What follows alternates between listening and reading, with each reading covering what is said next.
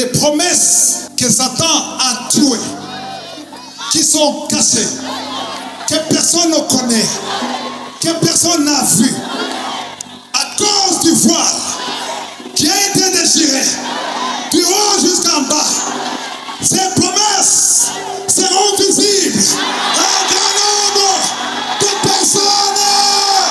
Mais ça, ce n'est pas possible.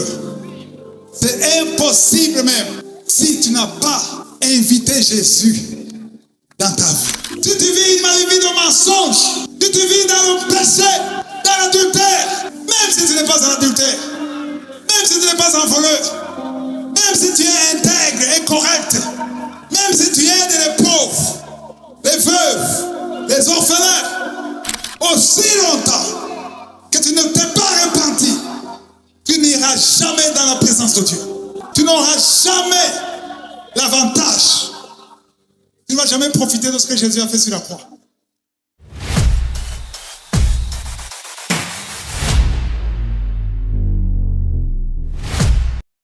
Je veux partager avec vous une révélation puissante donnée lors de la croisade Kinguka du 6 décembre 2025.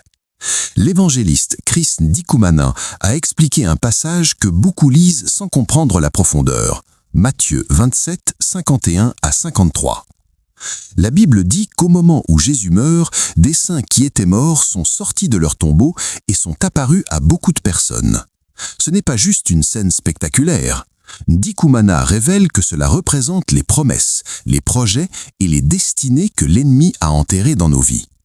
Il dit que lorsque Jésus est mort et a vaincu la mort, tout ce qui semblait fini dans ta vie a reçu l'autorité de revenir à la vie.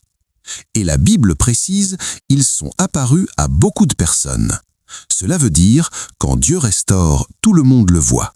Ta victoire sera publique, ton relèvement sera visible, ton témoignage sera une preuve vivante que Christ ressuscite ce qui est mort.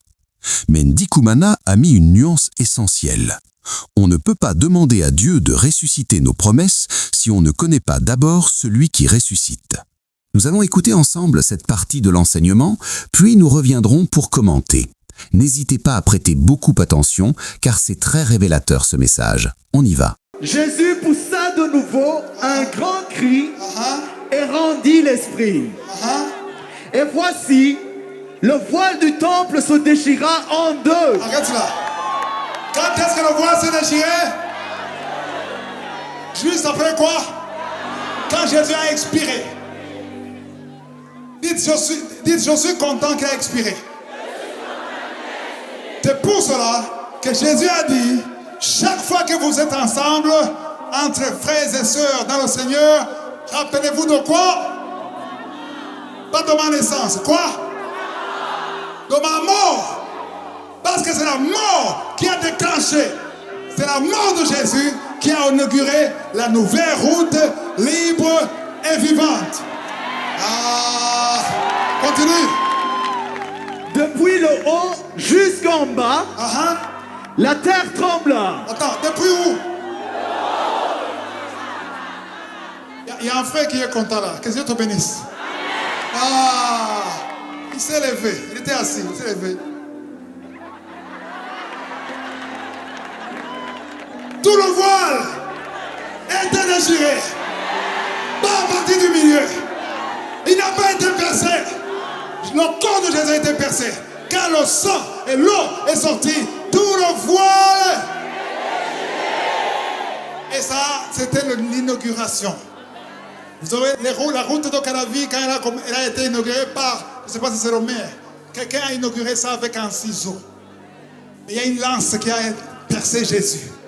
Et c'est cette lance qui a inauguré cette route. C'est à cause de cette route que tu peux être sauvé. Que tu peux être guéri. Que tu peux être un enfant de Dieu.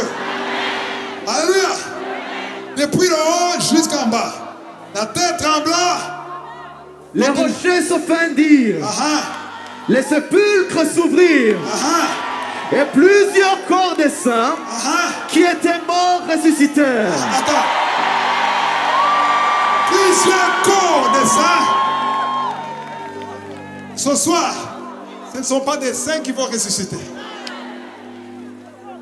de vos promesses qui sont mortes, qui sont enterrées par l'ennemi, que le Seigneur va ressusciter.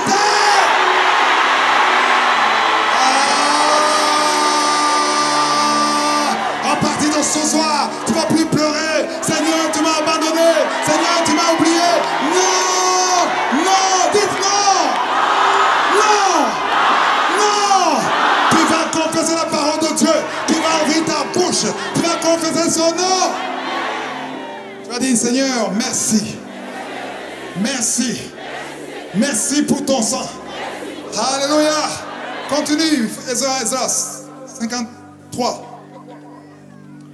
Étant sortis des sépulcres, après la résurrection de Jésus, ils entrèrent dans la ville sainte et apparurent à un grand nombre de personnes. Alléluia. Ceux qui étaient morts ont apparu à qui? Ils ont apparu à qui? À un grand nombre de personnes.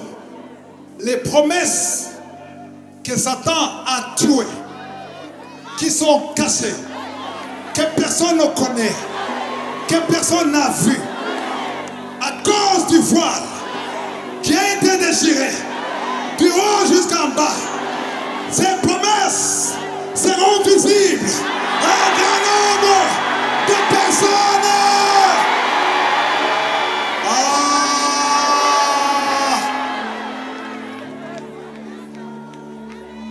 Alléluia.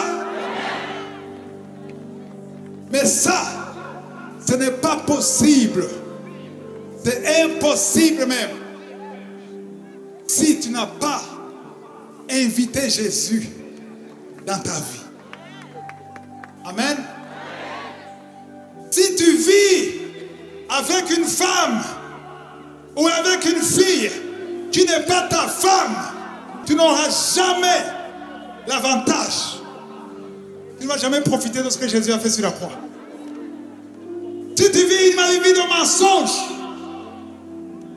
si tu vis dans le péché, dans l'adultère, même si tu n'es pas un adultère, même si tu n'es pas un voleur, même si tu es intègre et correct, même si tu aides les pauvres, les veuves, les orphelins, aussi longtemps que tu ne t'es pas repenti, tu n'iras jamais dans la présence de Dieu.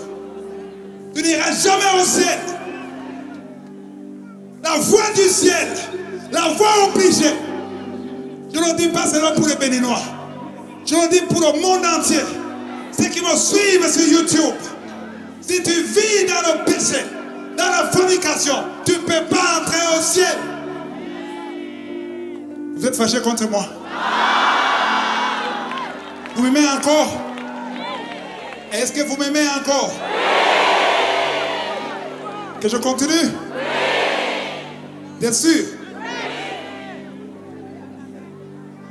Ni wanumi.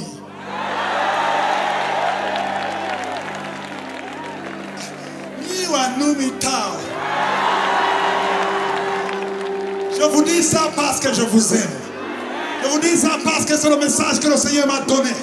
Il m'a dit, je veux que les Béninois sachent qu'il n'y a pas deux voies, il n'y a pas trois voies. Tout chemin ne mène pas au ciel. Tout chemin mène à Rome. Mais tout chemin ne mène pas au ciel. Il n'y a qu'une seule route. C'est le sang de Jésus. Alléluia. Si tu es ici, tu doutes que si tu meurs aujourd'hui, tu n'iras pas au ciel. Tu doutes. C'est que tu n'es pas prêt. Tu n'as jamais pris la décision d'accepter Jésus comme ton Seigneur et ton Sauveur. Ça, c'est le moment. Alléluia. C'est le moment. Je vois des milliers de personnes. Mais le ciel attend ta décision. Parce que la parole de Dieu dit, Amen. Et s'il y a un seul, j'ai dit un seul qui se répand, il y a la fête au ciel. Amen. Donc si tu veux accepter Jésus, tu veux te repentir et que tu n'as pas honte de Jésus, tu veux aujourd'hui que ton nom soit écrit dans le livre de la vie, je te demande de lever la main pour la gloire. Wow! Alléluia.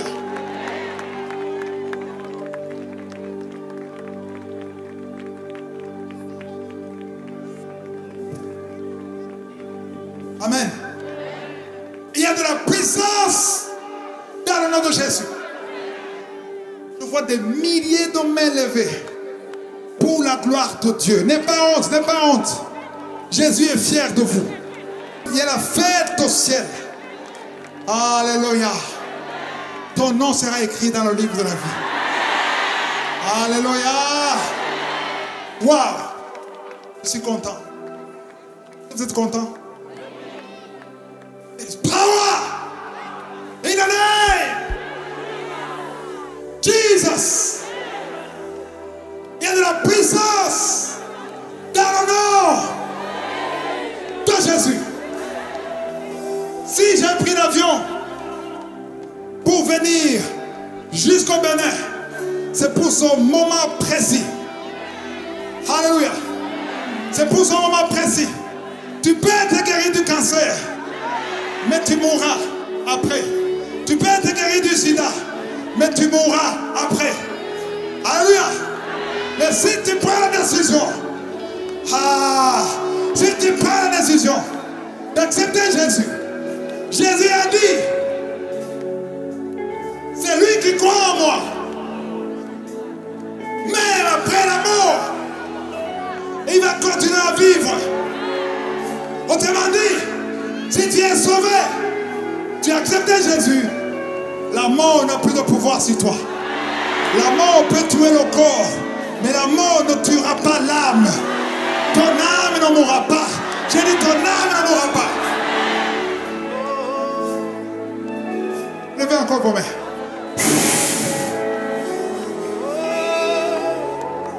Répétez après moi. On va faire une confession, comme le mariage. On dit au mari, est-ce que tu acceptes d'être fidèle dans les bons et mauvais moments? La femme dit, je l'accepte. Est-ce que la femme accepte d'être sa femme? Dit, je l'accepte. Maintenant, tu vas le confesser de ta propre bouche. Amen. Répète après moi en disant, Seigneur Jésus, ce soir, je viens devant toi. Je suis convaincu par ta parole. J'accepte que tu es mort pour moi. Que tu es ressuscité pour moi.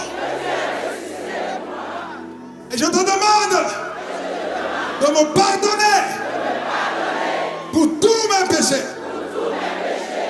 Seigneur Jésus, écris mon nom dans le livre de la vie.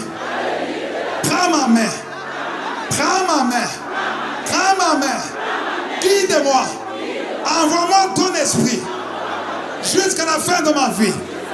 Amen. Alléluia.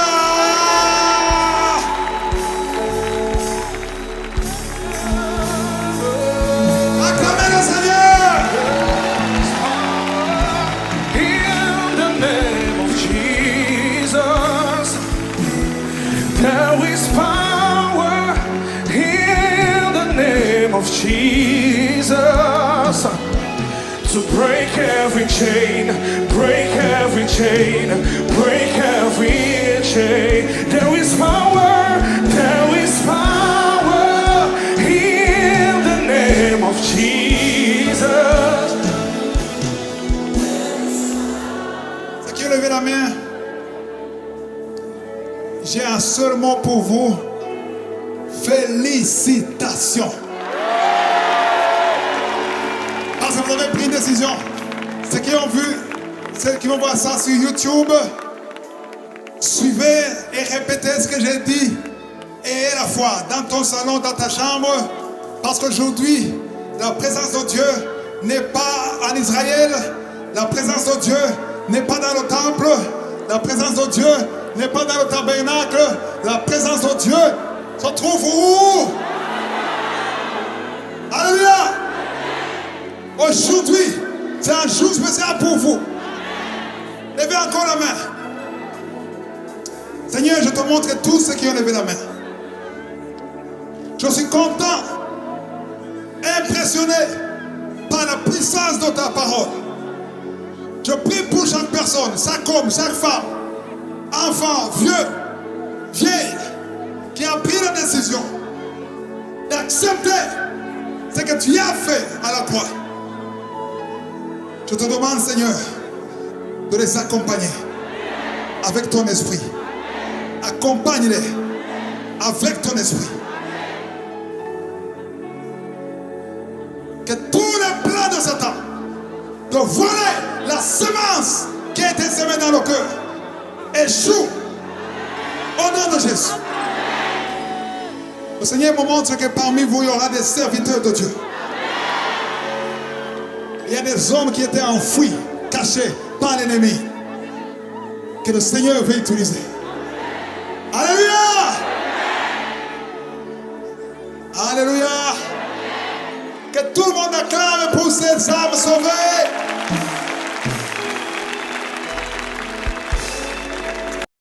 C'est inutile de réclamer la restauration si Jésus n'a pas d'abord restauré ton cœur. Beaucoup veulent les bénédictions, mais refusent la relation. Beaucoup veulent la résurrection, mais évitent la repentance. Alors pose-toi cette question. Est-ce que Jésus a encore la première place dans ma vie, ou ai-je enterré ma relation avec lui pendant que je réclamais mes promesses? Parce que sans lui, rien ne se relève. Avec lui, même ce qui semblait perdu reviendra à la lumière, et tout le monde le verra. Si ce message te touche, ne repousse pas ce moment. Reviens à Jésus. Demande-lui de ressusciter ton cœur avant tes promesses. Dis-lui, Seigneur, je reviens. Restaure ma vie. Reprends la première place. Ramène-moi dans ta présence. C'est là que commence la vraie résurrection.